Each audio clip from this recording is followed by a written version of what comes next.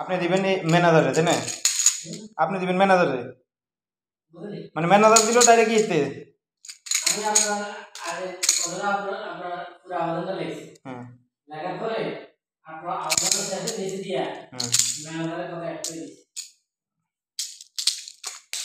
যে cadet officer তাকে motion দিয়ে তার ব্যক্তিগত মোটরসাইকেলটি অফিসের কাজে ব্যবহার এবং মাসিক ফুয়েল বিল প্রদানের অনুমোদনের জন্য শুভেচ্ছা।